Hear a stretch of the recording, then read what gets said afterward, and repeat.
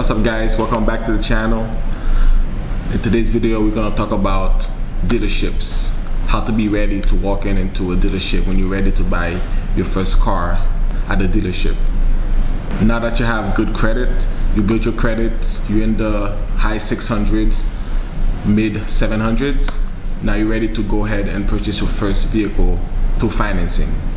So when you walk into that dealership door, you need to be ready so the dealership salesperson and the finance person doesn't take advantage of you when they see that you're a first time car buyer. First thing first is to know what kind of car that you want to buy and how much you want to spend, so you can know what your budget is before you walk into that door. Second thing is to know what's the value of that car that you want to buy. What's the real value of the day that you want to buy that car? Is it worth the price that the dealership is posting it for, or is advertising it for before you walk into the door? And third of all is to have a bank ready, like a pre-approval to have from your bank or any bank for that matter that has the lowest interest rate at the time you're going to buy the car. You want the lowest interest possible, even though the dealership is going to offer you different option of financing, but once you have that pre-approval with that lowest rate possible, then you can negotiate between whatever they're going to offer you with what you have and go with the lowest interest rate that they offer, if it's yours or if it's whatever they're offering you at the dealership. And third thing, you have to make sure that whatever price that they're advertising the car for, you have to have your down payment ready, which means the down payment mostly goes towards the taxes, registration, and any other fees that the dealership might add to that final contract of the car. When you're looking at a contract from the dealership, before you even tell them how much money you have to put down on the vehicle, always ask to look at the purchase order first. The purchase order is going to give you everything that they're charging you for. It's going to have the car price, any dealership fees, documentation fees, all these fees. You have to make sure what are you paying for and what the final price the car come out to be. Then you can determine based on those fees and the purchase price, including taxes, how much you've actually paying for that car.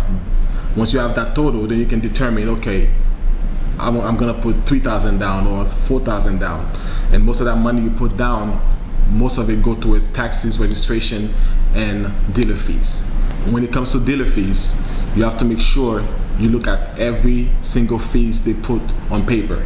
Make sure that the prices they put there make sense.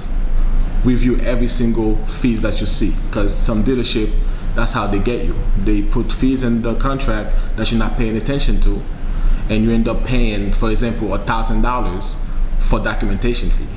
You're gonna end up paying $500 for delivery fee when you're gonna go pick up the car at the dealership anyway. So I don't know why they're charging you a delivery fee when you're already at the dealership to pick up the car.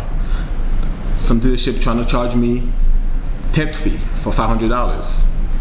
Make sure you negotiate that. Any fees that you see on the contract that doesn't have nothing to do with the car, you can negotiate it to bring that purchase price down, so you don't have to pay for all these fees and making the car value amount higher than what the car's actually worth.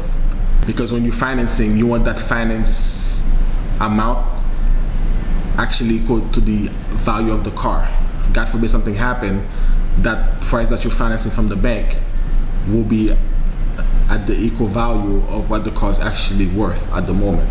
If you're putting money down, that's why you want that down payment to go toward taxes, fees, and any other fees including, so when the amount that you're actually financing is equal or less than what the value of the car is at the moment you're buying the vehicle.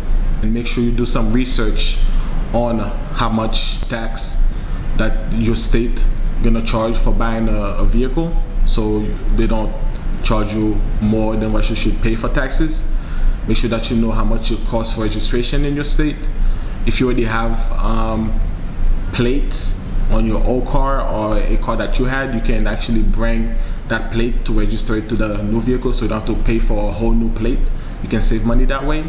And also know what is the percentage you're gonna pay that bank that either the dealership approve you with or the one that you brought in to the dealership. Don't be afraid to speak up and negotiate any fees or any prices that you don't feel comfortable that's on the contract. You have the right to negotiate those fees, and you have the right to walk away. Even if you love that vehicle that you're going to pick up, one trick that they always taught me, don't ever show the salesperson that you really love that car.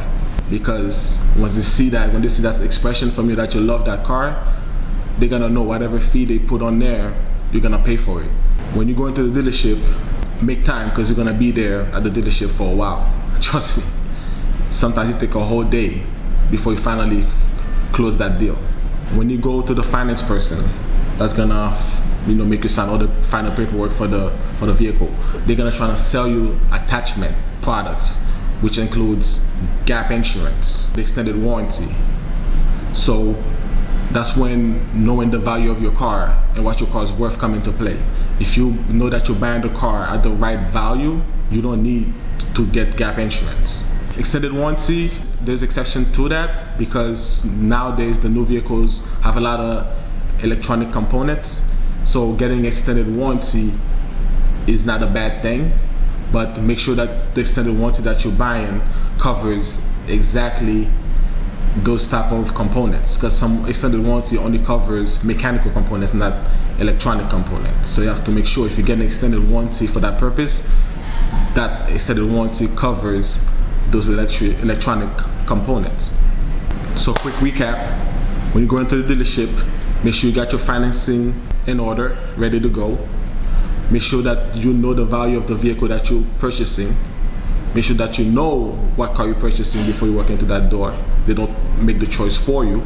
Make sure that you negotiate any fees on the purchase order. And last but not least, make sure that you don't pay for extra package or extra features that you don't need on the vehicle, like gap insurance or extended warranty. It has to make sense, and try to keep the value of your loan that you're purchasing the car from the bank. The loan amount is equal or less than what the value of the vehicle is. That's the most important part.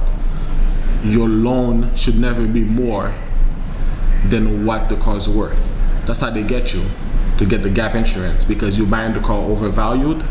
Now the gap insurance is supposed to cover that gap between how much the car is worth at the time of total loss and how much your loan was. Now the gap insurance is supposed to cover that gap of financing to satisfy that loan. Because if you buy a car, you get into an accident, total loss, God forbid, when the insurance is gonna do the estimate of that car, if the value of the car is less than how much you owe on the car, then you're gonna end up either paying for that difference, or the gap insurance is supposed to cover that difference. That's why they make you get gap insurance. But if you know that you're buying the car at the right value, you're financing the right amount from the bank, then you shouldn't be worrying about gap insurance. With that being said, guys, thank you for stopping by and watching this video.